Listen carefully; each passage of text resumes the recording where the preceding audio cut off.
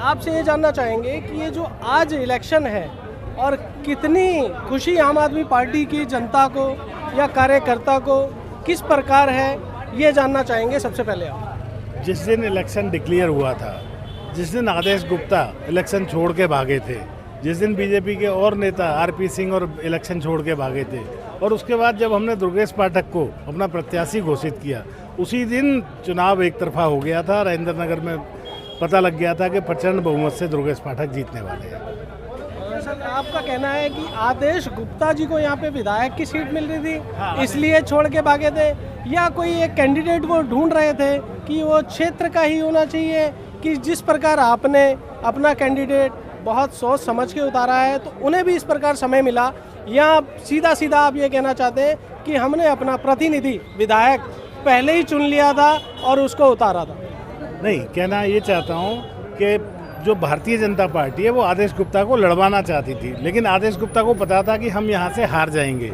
ऐसे ही आरपी सिंह जी को पता था कि हम यहाँ से हार जाएंगे, वो इसलिए भाग गए। और जहाँ तक आम आदमी पार्टी का सवाल है, तो आम आदमी पार्टी में कभी भी कोई भी प्रत्याशी को जिसको सीएम साहब चाहें वो लड़ता है और वो जीतता है। सर, अभी बहुत जनता का एक रोष है जो पूर्व विधायक राघव चड्ढा जी के लिए, कि अपनी विधानसभा छोड़ करके चले गए, जनता को पानी के लिए त्राहिमाम होना पड़ रहा है, और वो अब जो आने वाले विधायक जो ढूंढ रहे हैं, चाहे वो आम आदमी पार्टी से हो, चाहे वो कांग्रेस से हो, चाहे वो बीजेपी से हो, उनसे ये सारी आशा लगाए हुए हैं, या सिर्फ ये एक उन्होंने अपना जो पंजाब सरकार के अंदर उन्हें सभा मिल गई, उन्हें मंत्री बनाया गया, इसके चक्कर में वो ये छोड़ के गए? देखिए, राघव चड्ढा दिल्ली का और राजेंद्र नगर का बेटा था, यंगेस्ट आदमी, सबसे यंगेस्ट राज्यसभा में अगर कोई है तो राघव चड्ढा है। तो राजेंद्र नगर वालों को फक्र होना चाहिए, पहली बात तो।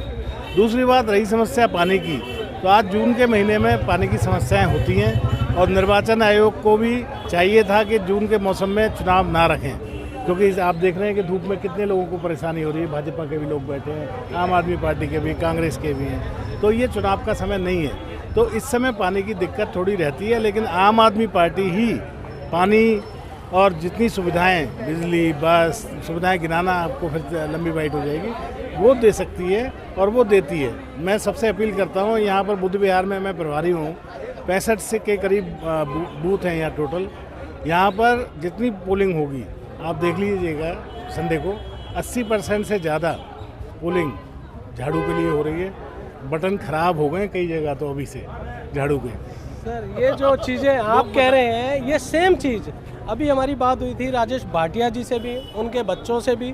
उन्होंने ये कहा कि हम तो जश्न की तैयारी कर रहे हैं और जगह जगह जा कर के जश्न मना रहे हैं। तो ये क्या उनके दिमाग में कुछ ऐसी इस तरीके की स्थिति हो गई है कि अभी से वो जश्न की तरफ जा रहे हैं? भाटिया जी बिल्कुल ठीक कह रहे हैं, कुछ बूथों पे यही हालत है जो वो बता रहे हैं, लेकिन 80% बूथों पे वही हालत है जो मैं बता रहा हूँ। और अभी आपने कहा कि जो पानी की सुविधाएं, फ्री बसों में महिलाओं के, अभी जो स्वास्थ्य को लेकर के कल एक दौरा था आदेश गुप्ता जी और मनोज तिवारी जी का किराड़ी विधानसभा के अंदर, शायद आप लोगों ने देखा भी होगा।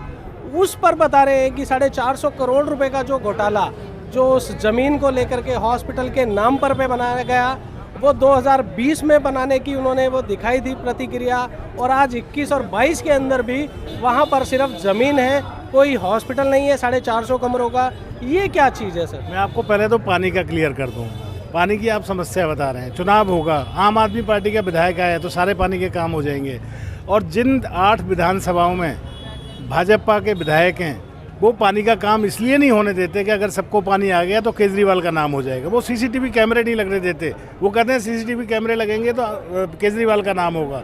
वो एलईडी लाइट नहीं लगने देते, वो कहते हैं केजरीवाल का नाम हो जाएगा। तो अगर यहाँ भी भाजपा का आदमी आ गया तो केजरीवाल जी को की जो योजनाएं हैं लोगों के लिए, आम जनता के लिए, उन पर पानी फिर जाएगा।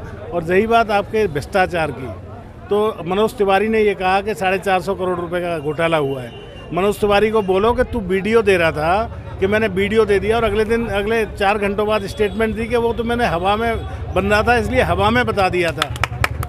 कैसे कैसे लोग हैं चुनाव के समय पे इनको सारे भ्रष्टाचार याद आ जाते हैं। 2.5 साल से ये मजे कर रहे थे, इनको पता था सब कुछ ठीक हो रहा है और आगे 2.5 साल भी ठीक होगा। सर उस ज़मीन पे तो उन्होंने चल के भी दिखाया और वहाँ पे उन्होंने वो गिरना उनका एक स्थायी रूप से देख सके, वो जानबूझ के गिरे या कहीं उनका पैर फिसला, आप उस चीज़ को क्लियर कर सकते हैं कि वो क्या प्रतिक्रिया रही उनकी तरफ से?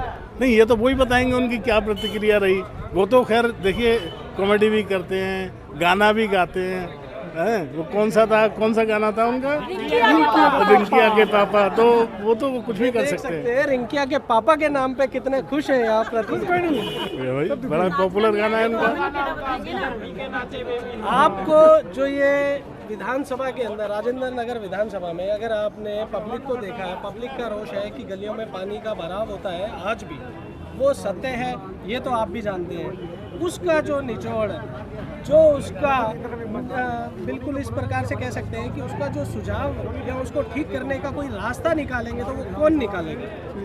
आम आदमी पार्टी पूरा भरपूर हेल्प कर रही है और आगे भी करेगी। और जिसका पूर्व विधायक थे ना, वो सांसद बन गए, लेकिन अब दोबारा जिसकी सरकार है उसी का विधायक आएगा, प्रॉपर पूरा काम करेगा। तो सर ये कितना समय लगता है कि विधायक को पूर्व विधायक बनने तक उस चीज़ को ध्यान रखता है, या विधायक बनने पे उन चीज़ों को नज़रअंदाज कर दिया जाता है, जैसे गलियाँ, सड़कें, नाले? जैसे मैं पटेल नगर का विधायक हूँ, पटेल नगर का आप सर्वे करा लीजिए कि कितना काम हो रहा है। राघव जी जितने समय में रहे उस समय में बहुत काम हुआ, लेकिन यहाँ पर बहुत काम बाकी था। यहाँ पर लगातार भाजपा जीतती रही थी। ये जो भाटिया जी हैं, ये एक बार काउंसलर रहे थे और इनको खुद भाजपा ने कहा था कि हम जितने भ्रष्ट हैं उनको बदल देंगे।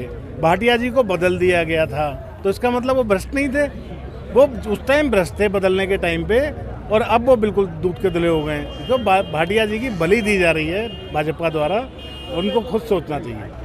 अभी यहाँ पर देखा हमने कि जितने भी वोटिंग बूथ के अंदर पब्लिक जा रही है पर्चियाँ लेकर के, यहाँ पर उनका नाम है और अंदर जाते हैं तो वहाँ उनका वोटर लिस्ट में नाम नहीं है। ये क्या प्रतिक्रिया चल रही है? हर एक बूथ पे ये नज़र आई हमें चीज़ें, इसके बारे में कुछ बताएं। बिल्कुल ठीक कह रहे हैं, भाजपा हर बार यही करती है। पिछली बार जब हम विधानसभा चुनाव लड़े थे 2020 में, तो कितने लाख वोट इन्होंने दिल्ली से कटवा दिए थे, और अभी भी वही हो रहा है। इनको जो लगता है कि जो कट्टर आम आदमी पार्टी समर्थक है उसका नाम ये कटवा देते हैं, क्योंकि ये सब चीज़ें इनके हाथ में चुनाव आयोग वगैरह। कहीं ना कहीं कोई डर सता रहा है उन्हें?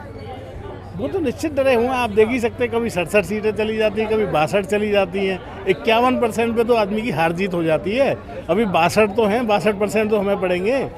तो सर जैसे कि यहाँ पर अगर जीत का सेहरा बनता है राजेश भाटिया जी के सर पे, हेमलता जी के, या दुर्गेश पाठक जी के, जो कि आम आदमी पार्टी के सीएम द्वारा दौरे किए गए राजेंद्र नगर विधानसभा पे, और उसके बाद से उनको यहाँ का विधायक घोषित कर चुके हैं आम आदमी पार्टी, तो ये कहाँ तक निराशा में बदल सकती है, या ये आशा की किरण जो जगी वो भरपूर आशा बनकर के सामने आएगी? भरपूर आशा होती है हमें। पिछली बार जब चुनाव हुआ था तब भी आप ही लोग, मीडिया के लोग कह रहे थे कि साहब 38 सीटें आएंगी, और जब उससे पहले चुनाव हुआ था तब भी कह रहे थे कि साहब नहीं 30 सीटें आएंगी, और जब 2013 में हुआ था, जब तो कोई सीट ही नहीं दे रहा था, तब भी हमारी 28 सीटें आएंगी। तो कोई दिक्कत नहीं है, बहुत अच्छा रहेगा।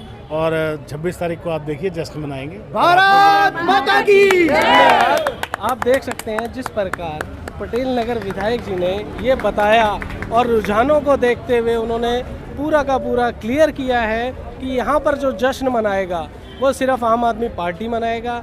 लेकिन उसी तरफ एक चीज़ और है जो क्वेश्चन मार्क करती है कि दुर्गेश पाठक जी, जिनका अभी हमसे सामना हुआ था, लेकिन उन्होंने मीडिया के आगे आने से इनकार कर दिया, और वो सामने ना आना चाहते हैं, या किस प्रकार वो मीडिया से दूरी बनाना चाहते हैं, या वो जनता के बीच भी इस प्रकार की प्रतिक्रिया रखते रहेंगे। मीडिया से बचना, जनता से बचना, ये कहाँ तक लगा रहेगा? हम पूरी कोशिश बनाएंगे उनसे बात करें और उनके रुझान लें। धन्यवाद।